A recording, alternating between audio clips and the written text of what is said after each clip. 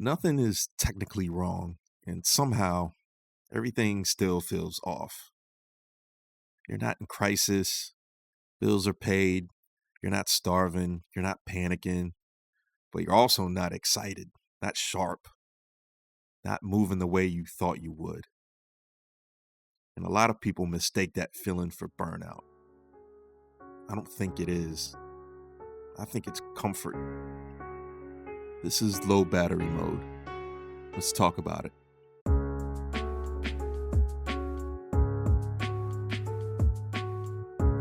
Comfort gets marketed like rest, like something you earn.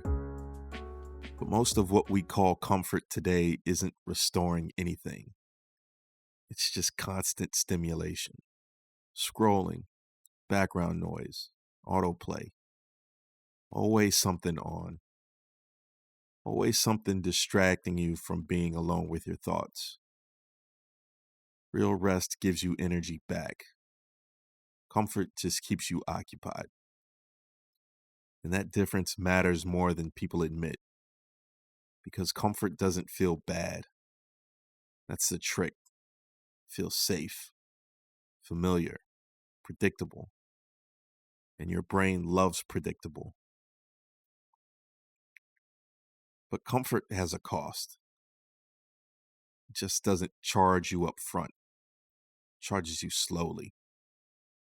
You start feeling tired for no clear reason, unmotivated, but not depressed, busy, but not fulfilled.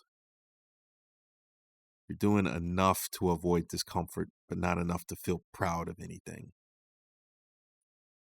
And that's exhausting in a very specific way.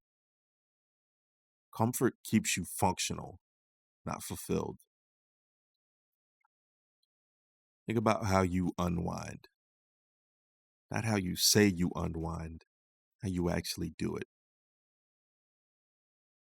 Is it restoring you or just numbing you? Because those aren't the same thing. Comfort isn't evil. You need it. The problem is when comfort becomes the default setting instead of the reward.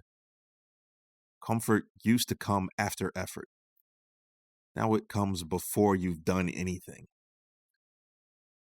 And when everything is easy, nothing feels earned. That's when people start confusing boredom for burnout. They say they're tired, but they haven't done anything demanding enough to justify being tired. Their mind is overloaded, but their life is underchallenged. And that mismatch messes with you. Because humans aren't built to feel good from ease alone. We're built to feel good from progress. Think about video games. Easy mode has a purpose. It teaches you the controls, lets you learn the system, gets you comfortable. But nobody stays there forever. At least you're not supposed to stay there forever. Because after a while, easy mode gets boring. No tension, no risk, no real reward. You stop feeling engaged. So what do players do? They raise the difficulty. Not because they hate themselves, but because they want the game to mean something again. They want to feel earned progress. They want to lock in. Real life works the same way. But instead of choosing a harder difficulty, most people turn the volume up. More content, more scrolling, more distractions. Anything except friction. Comfort becomes a way to avoid the part of life that asks something from you. And eventually, the game feels empty. Not because it's too hard, but because it's too easy. If everything is easy, nothing feels meaningful. Comfort doesn't ruin your life. It pauses it. You're not moving backwards. You're just not moving at all. Days blur together. Weeks disappear. You keep telling yourself you'll lock in soon. but soon never shows up because comfort makes tomorrow feel optional. And this is where doom scrolling lives. We talked about that in the first episode. Not curiosity, not information, avoidance. A way to stay busy without being present. A way to feel occupied without feeling exposed. And it works temporarily till you realize you've been resting from a life you're not actually tired from. You're tired from avoiding effort with meaning.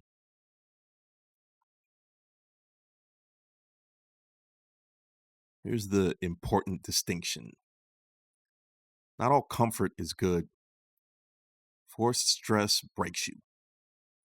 Bills you can't afford, jobs you hate with no exit, pressure with no control. That's not growth. But chosen discomfort, that's different. That's the gym. That's training. That's riding. That's competition. That's learning something hard on purpose.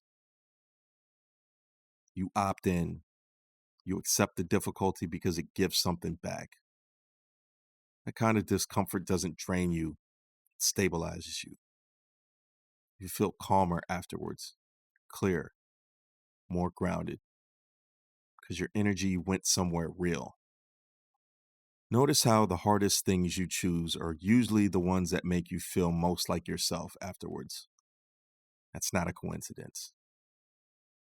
Most people don't avoid challenge because they're lazy. They avoid it because challenge exposes truth, shows you where you're weak, where you're inconsistent, where you've been lying to yourself. Comfort lets you stay unexamined.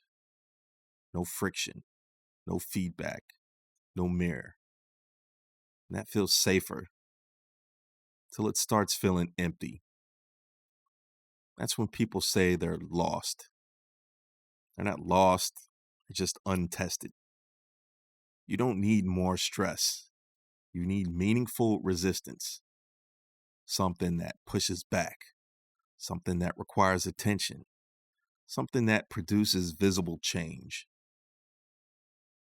One hard thing chosen intentionally. Not 10 habits. Not a full overhaul. Just one place where effort equals progress.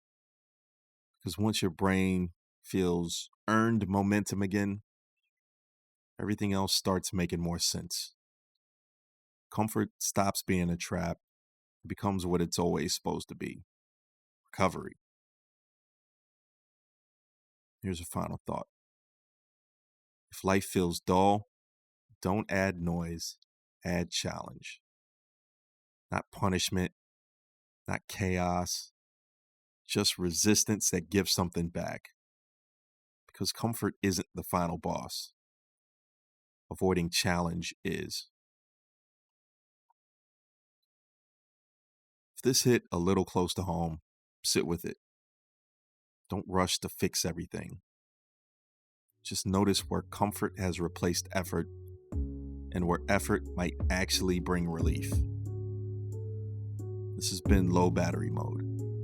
I appreciate you for listening. I'll see you next time.